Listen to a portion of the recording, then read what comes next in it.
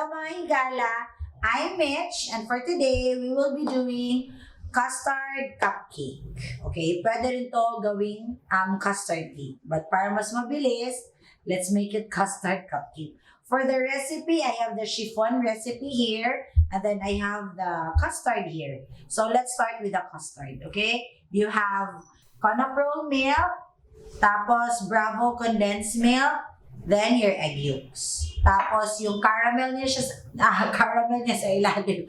You have your sugar. So let's do the caramel and the custard first. And then later, lagay natin siya sa cupcake pan. Tapos bago tayo mag-proceed kay chiffon. Okay? Put your sugar sa saucepan and then melt. Okay? Until caramel ang kulay. Tapos, put it here.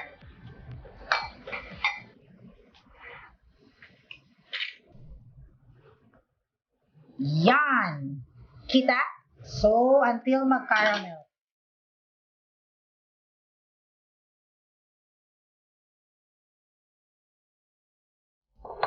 After the caramel, let's proceed sa custard. So you have milk, condensed milk, Bravo condensed milk, and your yolks. Mix mo lang siya lahat. Okay?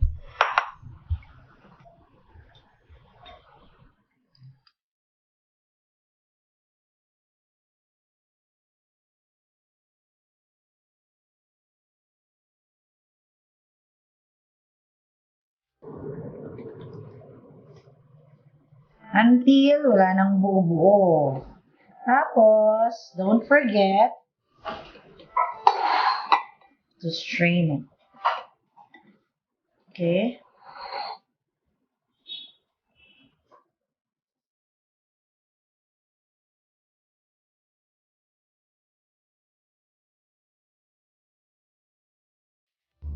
And then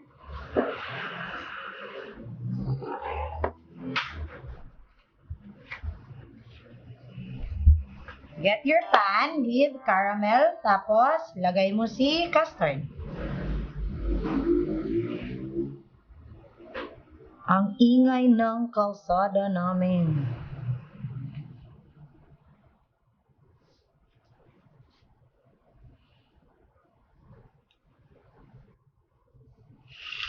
Set aside. Now, after the custard, let's proceed to the chiffon recipe. For the chiffon, I have your cake flour, baking powder, salt, sugar, vegetable oil, water, and my egg yolks. And then I have for the meringue, I have egg whites, cream of tartar, and another sugar. Let's start with your egg yolk mixture. Mix first your flour, baking powder, salt, and sugar. Yan. Make a well at the center. Mix in your water, sea oil,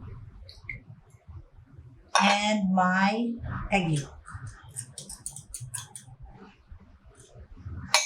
Okay, mix mo to.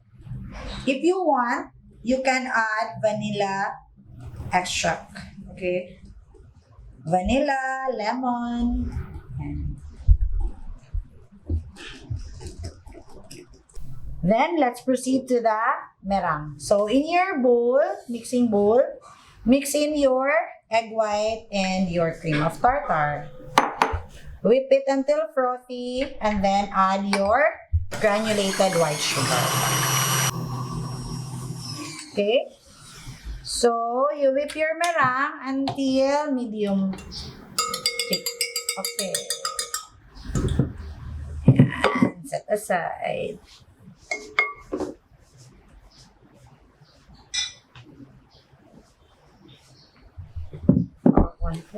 Mix mo. And then, hulog mo rest. And then you cut and fold.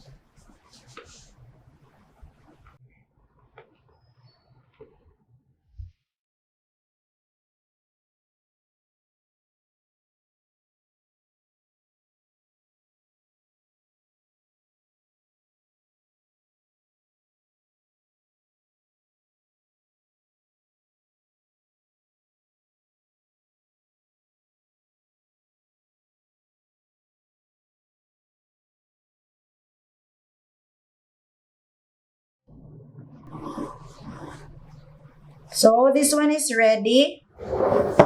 Prepare your cupcake pan with, or your cupcake molder with your custard.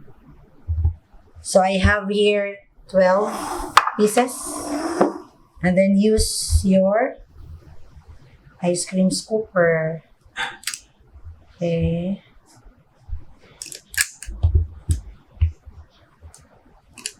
Bake this one, bain-marie, tapos around mga 30 minutes. 20 to 30 minutes. Until light brown yung chiffon. Bain-marie means water bath, ha? So, you put water sa side kasi custard to. You can also bake this one, steam, para sa mga walang oven.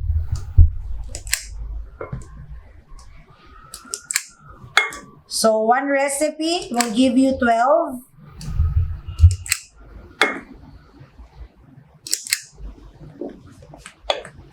Total cost of this is around 180 pesos. So, very worth.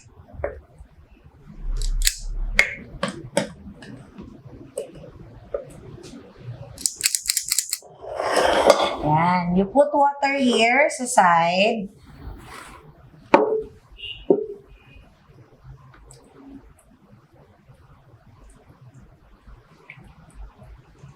Tapos, bake.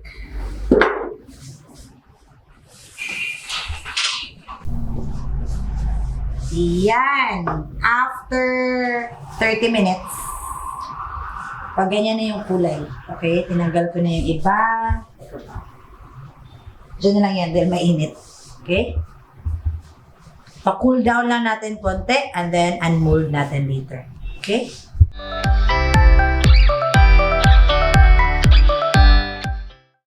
Yan. So, unmold mo si custard cupcake and then chill mo. Okay? So, dapat pala mas makapal pa si custard para mas mag-level sila ni chiffon cake. Okay? There you have it, guys. Our custard cupcake. Thank you for watching. Don't forget to like and subscribe our YouTube channel. Enjoy baking!